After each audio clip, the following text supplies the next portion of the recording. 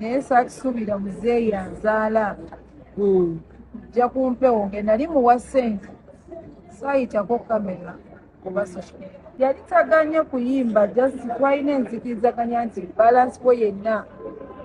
oba ekitundu ekimu kijja kubeerawo nga tetunagenda mukono na masaka era nekitutuukiriza ne tumuwa ssente n'ayimba bangi era gakyaliwo naye gajja kusasula inshallah. Naye nga show ya Sebata tewafunamu anti mmwe kati muba muli eyo nga mulaba abantu kyemulya naye dynamics temuziraba tisejje kosinze sente kwezi oba olya kosinze sente kwezi muba temubiraba so ebyo byokugamba nti abantu babadde full out sigenda biddamu oba kubinyonyola nnyo ggwanga Mami Sebata show eyandika wedde wandika nkubidde ku ssimu kugenda mu mawulire akubidde ku ssimu nongamba bannange weebale kutegeka naye kino ne kino kigobye tekibadde bulungi tukoze tutya naye ekyo saakisuubira saakiraba oba saakiraba kuva eri taatawo naye ng'omutima gwange mwerufu siina busungu gy'oli ate nkwagala nnyo kyonna kyekiri Mwami Sebata musibira gye atuleko nange si kugenda ku social media n'oyogera eri ensi abatulaba oba abawagizi baffe oba abafaani baffe tebamanyi dynamics za show so oba omanyi dynamics za show kyovola buli promota yavaayo nabeerako kyayogera taata wange tatange Abigail munnange nkugambye oyo ennyama nnene amafumo neegajja teri kyawulira naye nganza amafumo sigasobola ne social media abasinga bakuliriza nnyo ekya Genosale okukiyambako omwami oyo Genosale Musale abasi yatutumye ntukole show just nti webizibuwalira ajja n'akola ki n'ayamba kubanga ayagala music industry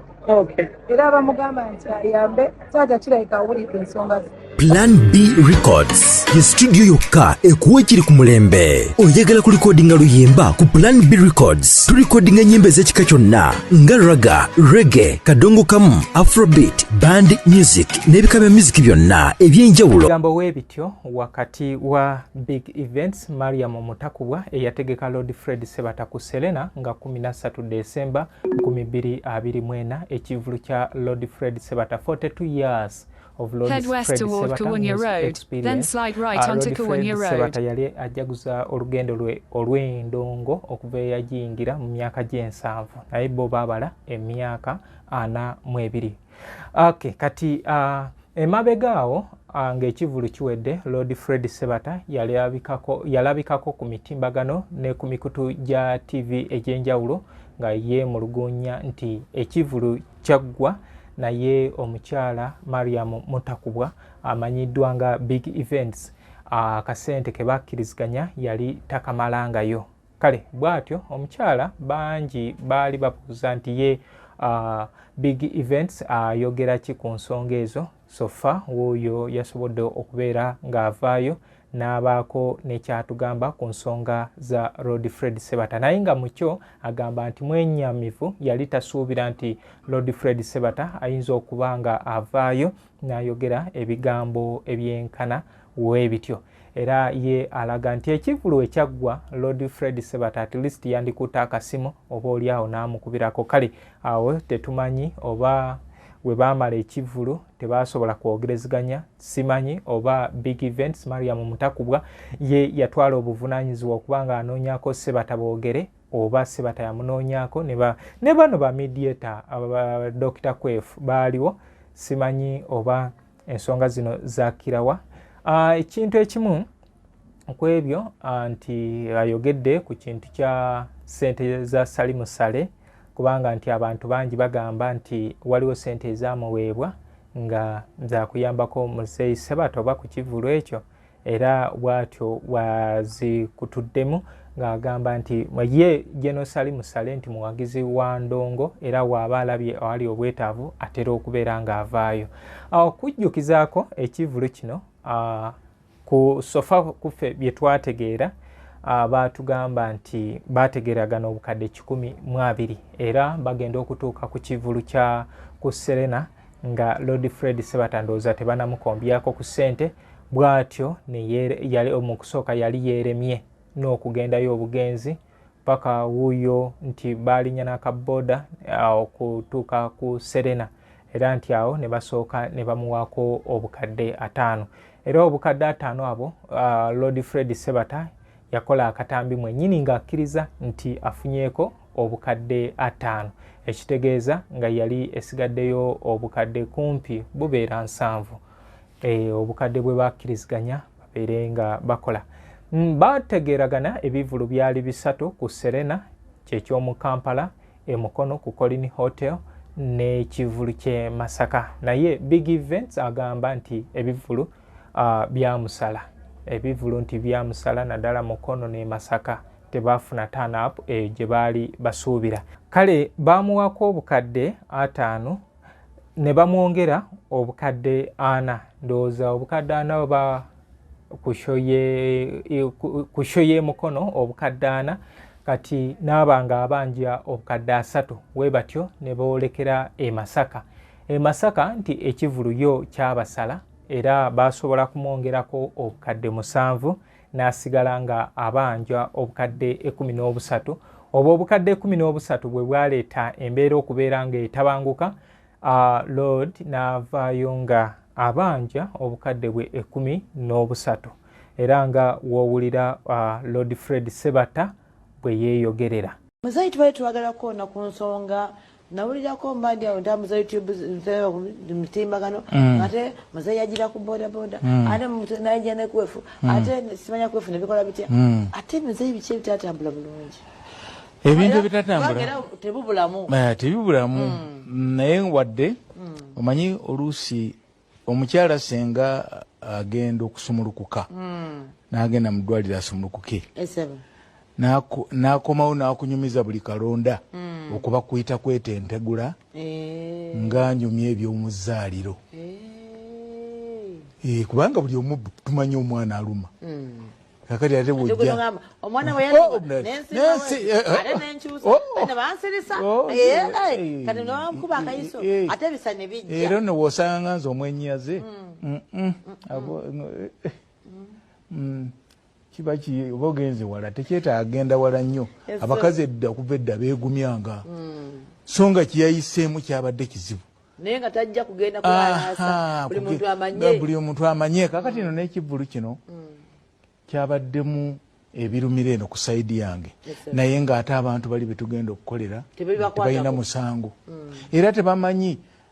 n'oyo omukyala nti Hajati Bigi nti yategese wabula Sebata tegekedde ekivulu kuki ku Serena kale nabadde nteeka okubikwatamu n'obwegendereza katono obulumi bwange mbuse ku bbali wabula nebaza Mukama Katonda nti yannyambye nenfuna amaanyi bw'aba omunyimbi omulala teyandifunye n'amaanyi gagira ki gayimba naye nekyewunyiza era nkyebaliza Katonda wampa omwoyo omugumiikiriza weebale Mukama nazze ku stage nagiddera ku kabooda omukulu oyo kwefulukuta nkwebaza nnyo kubanga gw'omu ku bantu abampadde ekigambo ekisembayo naŋŋamba nti muzeeyi abantu bali sooka olowooze ku mukwano gw'abantu nga tonnalowooza kirala kyonna kati ate bino ebirala byonna batandise okuyita nti sabatanamaloza anajja tatajja kujja nga batandise natuuka bukyali nga weebali naye Mukama mulungi twayimba nayimba ekivulu ne kiggwa naye nga omukyala Hajati Bigi webale omulimu gwewakola wadde nga nkyakubanja kyo kyekituufu kuba tekyewalika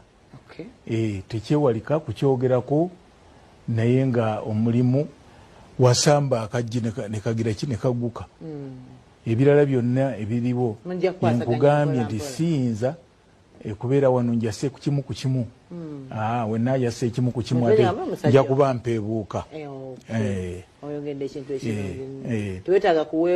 asaagala kuweebuuka ekitiibwa kyange kijja n'erinnya lyange lyenakolaawo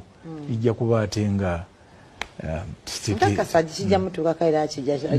naye nga ensonga jazitajja yajja kimayindo zajja zitereeza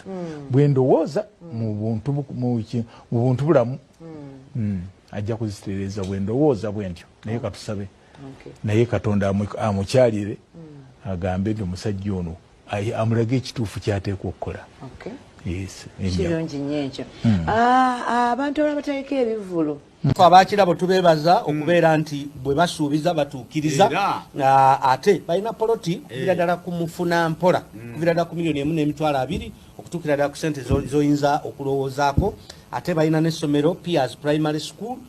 ate balina n'ekirabo Soccer Academy. Kakati mu mbeera eyo yonna beekwate mu batwalira abaana Piers Primary School esangibwa Obuwambo mu kibuga awo wakati oba otwala omwana agenda asome ku nsimbi ate yatugambye nti balina ne basare balina basare okutandikira ddala ku $10,000 okutuukira ddala ku nsimbi zoyinza okulowoozaako bannaffe ba Piers Primary School. Kale twekwata ekirabo mu buli nsonga asobole okukulaakulanya olulimi lwa Ssaabasajja ensonga zonna zisobole okuba nga zitambula.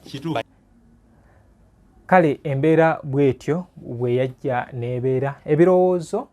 byali biyitirivu mu bantu ab'enjawulo abali mu music n'abo abatali mu music abagoberera ensinga bwetambula buli omu n'avaayo ne idea gye yali alowooza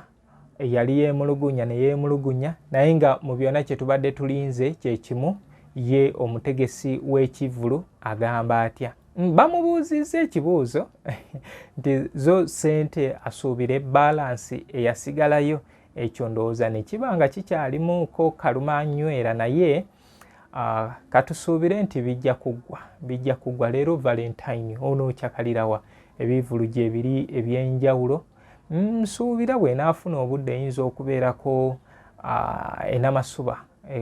eyinza okubeerako enamasuba izit ku front page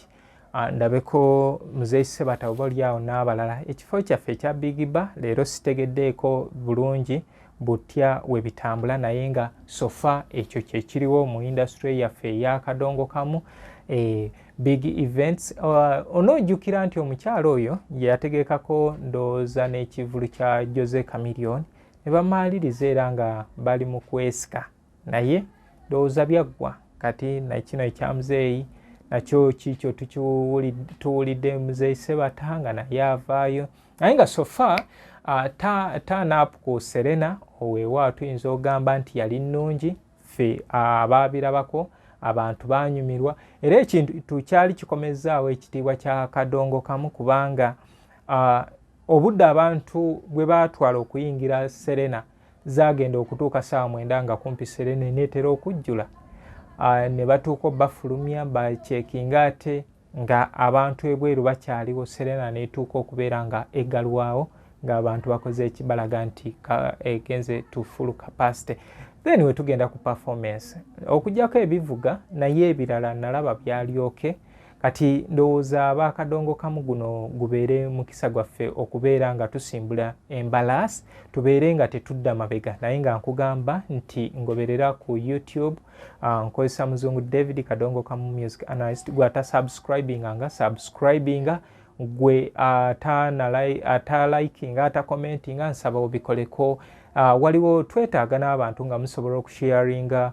post seasonal programs ze tuteekako ne bannammwe wetutyo we tugenda okubeera nga tukula ku Facebook ne TikTok nkozesa muzungu David Kadongo Kamu Music Analyst. Then gwe eyeetaaga ebya Kadongo Kamu osanga Kasubi ku basooka kwa Vula Stage wenkolera emirimu gyange ku terekero lya emboozi ya Kadongo Kamu Music Library and History Center. Kati gwe eyeetaaga okubeera nga okwata ennyimba Plan B Records bali mu Bende abo be bakola ku nsonga z'endongo bafulumya ekika kyonna ekya music genda ewa Williams the Select of Uganda abeere nga akukwasaganya akukolere omuziki. Ndowooza oluyimba lwe muyinza okujjukira ennyo lwe luyimba lwa byali mu Plan olwa Abdulmulas original bagikolera eri then ndowooza we yaveeyo oba n'agenda wa Clinics n'alukolereyo. Ronnie Monte ye yakola naye Ronnie Monte kyenategeerako nti obudde buno ali mu kibuga Kampala munalina kyaki gyaddukanya muzeemu gya Birini naye gyali emubende bakubira ddala endongo. So tutambula ne Plan B Records, Kikaya College and Vocational School. Abo baliwo ku byansoma, gwe alina omwana ng'oyagala abeere nga asomera mu kifo ekituufu mutwale ku Kikaya College and Vocational School. Then Twinex International, abo ba primary basomesa okuva ku baby class okutuuka ekyomusanvu bali wali Bulaga. Ku Lwemityana, St. Michael Educational Center bali wali Ekiwanga Mukono. Abo basomesa nabo kuva ku baby okutuuka kibiina ekyomusanvu. Badde ne boarding, Mwami Bazibu Michael ye director. Nkusaba nti gendayo mubeere nga mukwasaganya ensonga zino. Kale nze Muzungu David Kadongo Kamo music analyst, webale ekyo kyonna gy'okola, webale goberera page, era nkusaba nti n'olujja era nkusaba nti munaye tojja maaso ku page eno oba olyawo tugenda kubanga twongera Kadongo Kamo nga tweyambisa emitimbagano nga gino. Nze Muzungu David Kadongo Kamo music analyst. Kikaya College School essomero eryegulidde erinnya mu kusomesa abaana ate ne bayita ssomero lya ddene boarding mix y'abawala n'abalenzi senior 1 paka senior 6 balina library science kone computer labs byonna bijjudde balina arts ne science subjects co-curricular activities kone section y'ebyemikono omuli okusiba enviiri okukanika n'ebirala ebigwa mu kkowe eryo omwana n'ava ku ssomero lino ng'ali self contained kyewuunyisa ensimbi zaabwe ze zijja mu nsawo ya buli muzadde basange Kikaya Bulenga Mityana Road okumanya ebisingawo noti 757 mukaaga 4 11 5 7 Kikaya College School.